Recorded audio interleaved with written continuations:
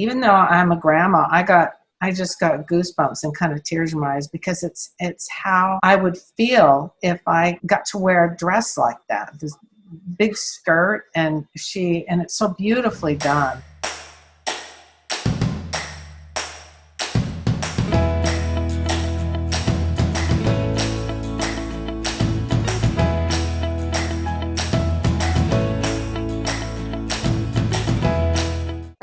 Welcome back to the Fascinating Womanhood channel, where we talk about all things that have to do with femininity and building strong relationships. I am MARILYN, and I am joined here with a very special group of ladies. I'm here always with Dixie Andelin Forsyth, and we're so excited to have this special guest, Lisa Forsyth Danya Malania. She's joining us from Brisbane, Australia, so we're really lucky.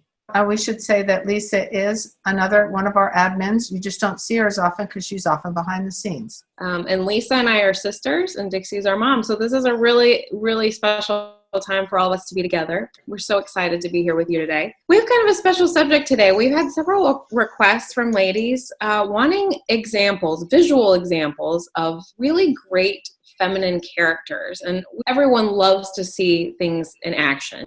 And we just don't have a lot of those examples, but we do have movies. The three of us here absolutely love movies. We all grew up with some of these movies that we're going to talk about today, and some of them we didn't, some of them are new. But we wanted to talk to you today about our 15 favorite movies with great examples of feminine characters. It's important to have a feminine role model, and it's helpful for a lot of us to be able to see an example of what we mean when we say something. There's a lot more than this. We had to narrow it down. So they're in no particular order, right? No. Let's start with number 1. Giant, the film with Elizabeth Taylor.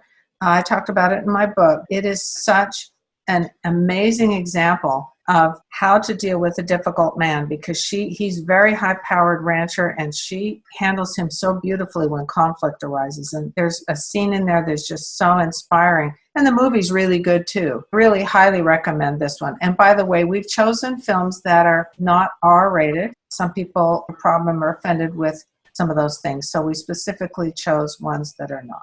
Absolutely. Well, in Giant, she is the epitome of everything. I mean, she's a textbook FW woman. If you watch Giant, you've got pretty much everything. In so many ways. You know, I think the only other disclaimer I want to say about Giant is how long it is. It's a very long movie, so prepare yourself. It's perfect for when you're sick or isolated at home, and it takes up a nice big chunk of time. Number 2. Doctor Strange. Okay, Doctor Strange might seem like a strange selection from here, but this movie is Rachel McAdams and Benedict Cumberbatch doing an American accent, which is really bizarre. It's a superhero movie, but what I was really impressed with as far as the feminine angle in this movie, because it's really hard to find feminine women in modern movies. Rachel McAdams is often feminine, and there are actually several movies that we talked about that are good with her that you could watch. That she just seems to be a very feminine person, but her character in this movie is dealing with her boyfriend who has a major problem, and he starts to spiral out of control, and she has to watch him become depressed and anxious. This movie shows her being able to handle this in a feminine way and in a firm way. She sets boundaries. I would say that this is a really good example of feminine boundaries, even though he really kind of hurts her feelings very badly, all but banishes her from his life. He ends up needing her later. Anyways, okay, number 3. How to Steal a Million. So How to Steal a Million is one of my favorite classic movies. And I know a lot of the movies on this list are classic. It has a lot to do with the fact that women in today's movies, I think like you mentioned earlier, we just don't have as many of those examples. So the reason why we're picking so many classic movies is because there's just a fountain of options in classic movies. More. How to Steal a Million has Audrey Hepburn in it, who I think a lot of us love. It was really hard to pick an Audrey Hepburn movie. She has so many good ones, but this one we picked in particular because she just so consistently throughout the film it just amazes me how feminine she is and the power she has over the male character, Peter O'Toole, in a good way. This movie came out in 1966, so it's got a lot of 60s fun fashion and influence, which I also love. Just a little side note. But one of the things that really sticks out to me in this movie is how much, like I said earlier, how much influence the female character has over the male character in a very positive way. And she actually, I don't want to give away too much of the story for those who haven't seen it, but she actually gets this man to rob a museum for her, and which sounds terrible, but it's actually for a good cause. And it's a really cute story. But she actually talks someone into breaking the law for her because she's just That's so influence.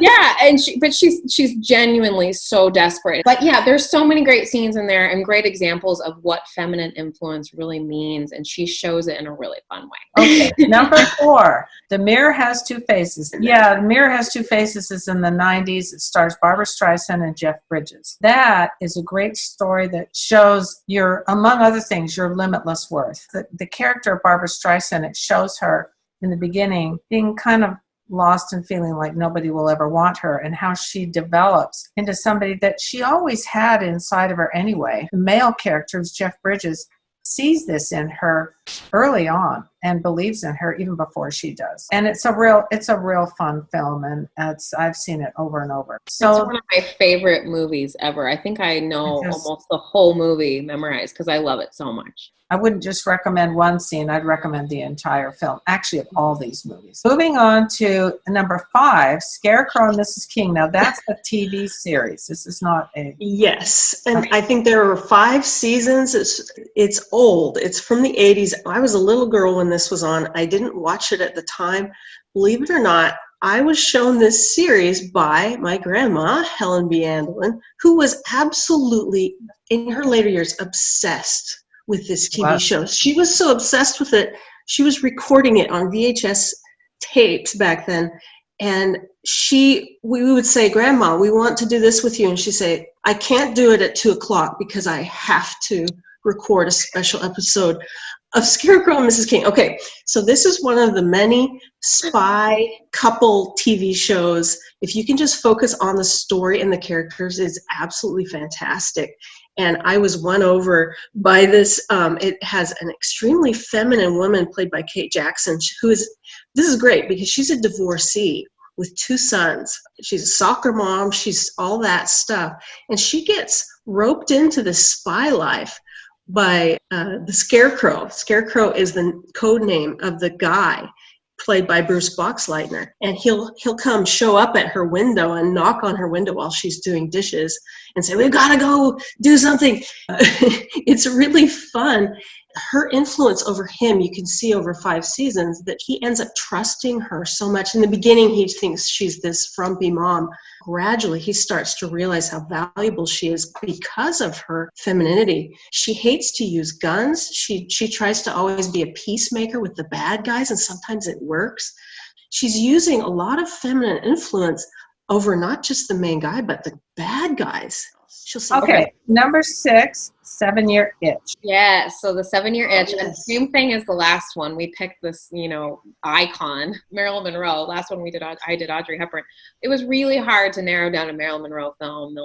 Marilyn Monroe is such a great example of femininity. If you haven't seen it, you definitely are missing out. It's a really, really well done movie. It has the famous scene with Marilyn with the white dress over the subway, but that's not the reason why we chose it. The reason why we chose it more so has to do with her ability to portray girlishness in such a genuine and sincere and natural way. One scene that stands out to me in particular is a scene where she accidentally knocks over her tomato plant onto the leading actor, and it basically demolishes the chair that he was just sitting in, and he yells at her, and not knowing who she was, not knowing what she looks like, he just yells above his balcony, And she handles it so well and apologizes to him and says, I'm so sorry, I'll pay for your chair. I'm not doing it well.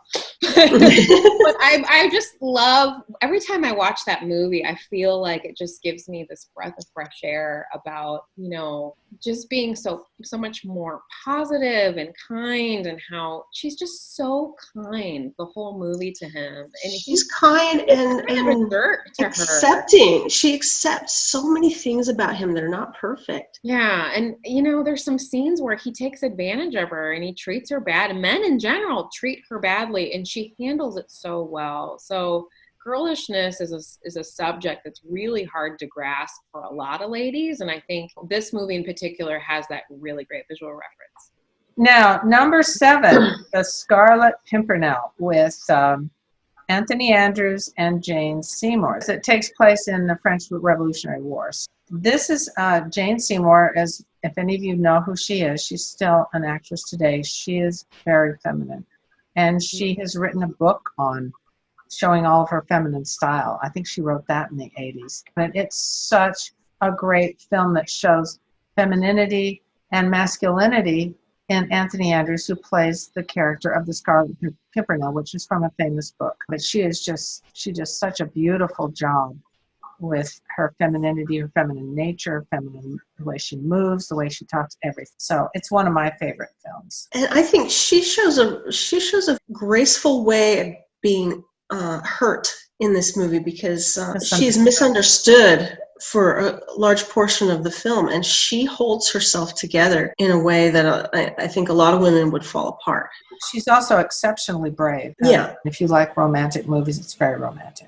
So, number 8, Wicked Lady. I haven't seen this one, Lisa. I'm dying to hear about this. Everybody has to see this movie. I try to show all my girlfriends whenever there's a chance.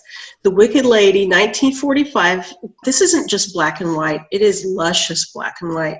The blacks are really deep blacks, and you know, things sparkle. There's jewels and diamonds and things. But this is a movie I thought it would be fun to throw into this mixture of wonderful ladies, to show you a really dangerous example of what happens when women use their influence the wrong way. The main character of Barbara, played by Margaret Lockwood, she's a great legend of British cinema. This is a British movie. She plays a woman who really makes mistakes in Fascinating Womanhood with almost every subject except pizza clothes. She wears the most glorious clothing. That's about the only thing. She's very feminine.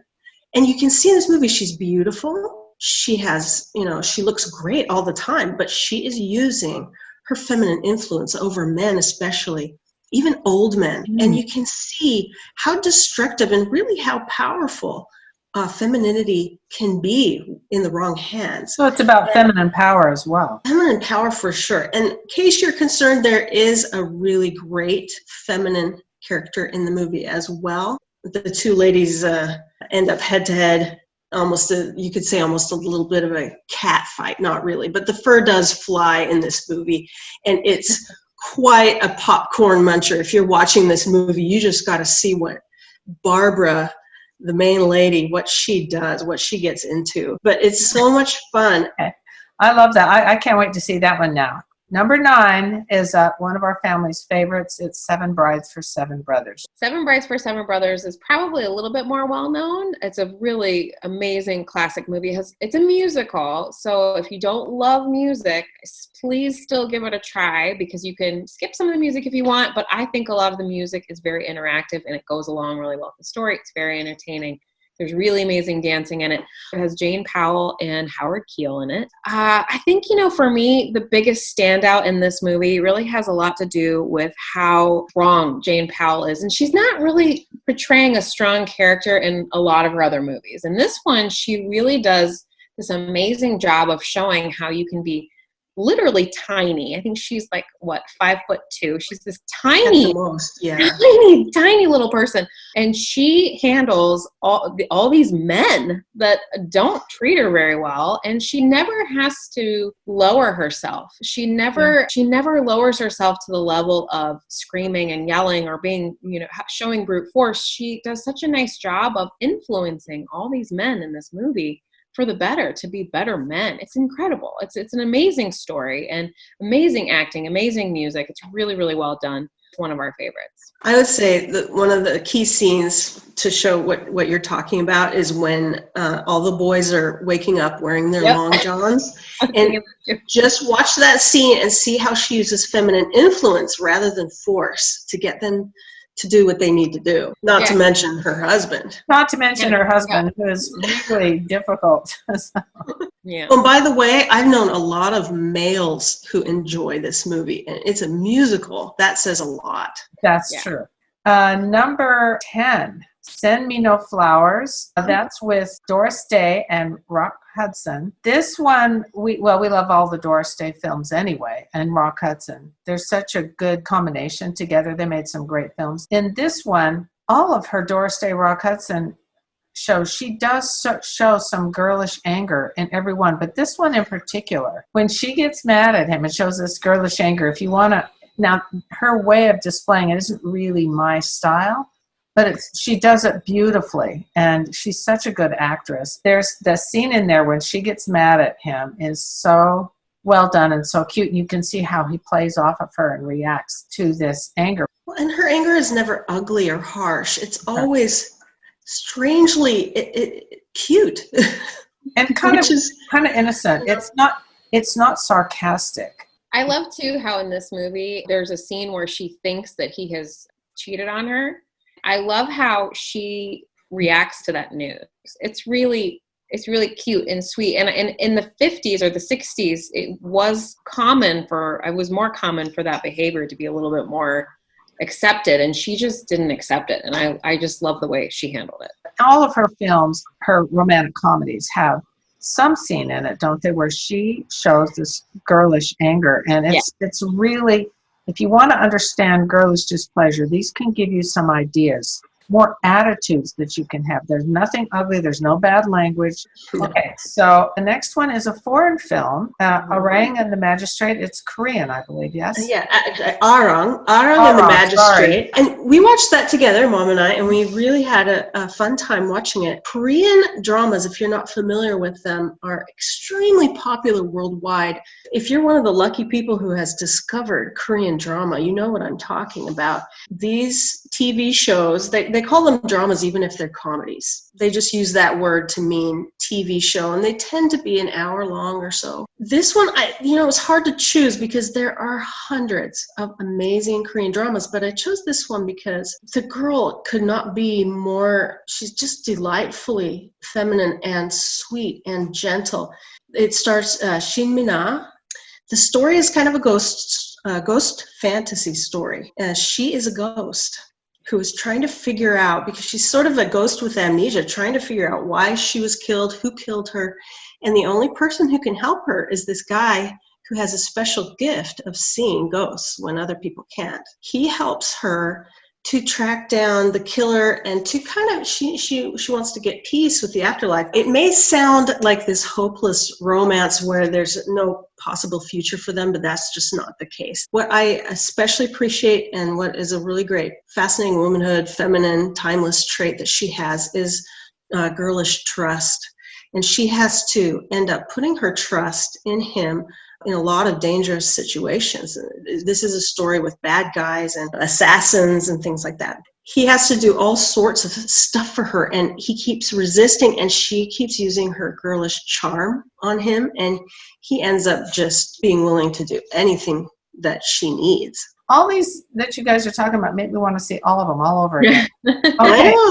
Okay. Number 12 is It Happened One Night. This is one of my all-time favorite. It's a black and white. And for those of you that don't love black and whites, again, please give this a chance. It's such a great movie. It's such a great story. It came out in 1934. It won Best Picture, Best Screenplay. Clark Gable got an Oscar for Best Actor. Claudette Colbert got an Oscar for Best Actress. It's such an amazing film. I can't say enough wonderful things about it, but I think the thing that stands out to me the most about the character is the evolution of her character in the movie. She starts out kind of spoiled, a rich, spoiled girl, society girl, and she's still feminine. She's still great. I mean, she still is amazing to watch, and the way she moves and her style is just incredible. But throughout the movie, she evolves into this really humble character that just falls in love with Clark Gable, the male character. And it's amazing what you can learn from these films that you can emulate in your own life. Yeah, and it's funny. And it's a funny movie. It's not just serious. It's not just about love. It's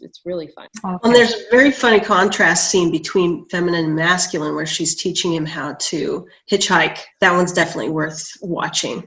Okay, we're going to switch gears now, something more modern. On number 13, Cinderella. It's the latest live action with Lily James starring, and it was 2015. It's beautifully done. It got a lot of criticism from feminists because she was so feminine and her waist was so small. They thought that was a disservice to young women. But it's just really romantic, and it is the story of Cinderella. The thing I love about her character is that there's a phrase in there that she says that her parents taught her is to always have courage and be kind, which I think is really wise. And she was such a good person, and they show that in the film, and she was always so feminine. And it also shows you accepting her situation, accepting people at face value. Of course, there's the magic in it and everything like that. It's a fairy tale. I just love it. It's very inspiring to watch her character. You just want to be more feminine. And the scene where her fairy godmother turns her rags into that beautiful ball gown. Even though I'm a grandma, I just got goosebumps and kind of tears in my eyes because it's how I would feel if I got to wear a dress like that. This big skirt, and it's so beautifully done, and she looks so pretty in it. So next is another one of my favorite films, but Lisa's going to talk to you about it. Number 14, JODHA AKBAR. It's a Bollywood film. Yeah, Bollywood movies are from India. Their real name is Hindi film or Hindi cinema.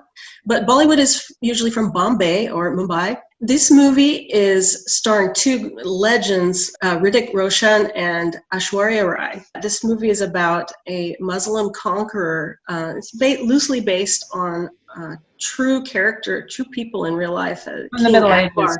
Yeah. From the Middle Ages. King Akbar, the Mughals or the Islamic, I really don't know who the Mughals are, but the Islamic invaders came to India, conquered it, and then in this story, this is about an arranged marriage between the Islamic king and a Hindu princess. And this happens in India. Sometimes people get married and they have arranged marriages. How would you deal with marrying a stranger? I mean, this is, we talk about in Fascinating Womanhood, you've married somebody that you've chosen, and we usually assume that you have a love basis somewhere at the beginning of your marriage. But in this story, there's really zero that they're starting with.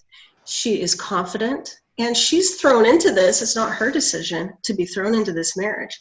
And she has boundaries. I mean, this movie, more than any other, I think, shows feminine boundaries that she sets in, and they're fair. He is also a very good man. He's not like very good man. And he prays about their marriage before. He prays about it, and he accepts her even though she's from a different culture and different religion. And some of his people were upset because how could you marry someone from a different religion? She has such an amazing, gentle, but pervasive influence over him throughout the course of the story, which I think covers years. But it's a very difficult political situation, religious situation. She's not accepted by people because of her religion. But a key scene that I think everybody needs to see is, I think it's his birthday, and she wants to be part of cooking his birthday feast. Even though she's the queen. Even though she's the queen of the country, and that is beneath her to cook for him. And it's frowned on. But she wants to do this for him to show him how much she cares. And that scene is really, really great. It is great. And it has a beautiful soundtrack. So last but certainly not least, 15, Cherry, Cinderella Man. So Cinderella Man is one of my favorite movies of all time. It came out in 2005. It has Russell Crowe and Renee Zellweger. Renee Zellweger does an amazing job in this movie of really a lot of feminine things, but what sticks out to me the most is how much she accepts her husband in the movie. It's a movie that takes place during the Great Depression, and they go from being this successful family. He's a professional boxer. It's a true story. Yeah. And they go from him being a professional boxer to basically having nothing and living in this tiny little apartment with, they can't pay for their electricity, and it's really, really sad. But she doesn't love that her husband is a boxer by profession, but she accepts him. And it kind of goes through hills and valleys of her accepting him and then not accepting him. But she consistently throughout the movie is his biggest fan, and she puts him number one. And she, even when they're poor and they have nothing, she never complains. And she's still his number one fan. And even though she doesn't love that he's a boxer. So he ends up, having a comeback, and it turns into this really amazing story. But I really love that movie, and it's really clean. It's a really clean movie. And yeah, so it's even safe to show to some groups of children too, if you have older kids. Okay, well, thank you so much for everybody's input. I work on FW enough that I don't get long chunks of time like you guys do either, but they're really worth seeing. And some of them will be your favorite. So many more. I'm going to attach at least 10 more in the description box below. So definitely check those out, kind of our runners up. I feel like we could even have a sequel to this and do like 20 more, but it would have just been too long. Thank you so much for all of us being here together. This has been really fun. And I hope everyone out there had fun watching. And I hope you will watch some of these movies. If you've already seen some of them, definitely drop a comment down below. Let us know which ones you love. Or if you think we left out any really great movies, let us know. Drop a comment. Yeah, let us know. We'd love to hear what you think. We want to watch them. Yeah, we need some more. We need some more to watch. And tell us what the key principles of Fascinating Womanhood are that this movie highlights. Yes. And thank you so much for watching. And we're here every week, so don't forget to check back with us next time. We'll see you then. Bye. Bye. Bye.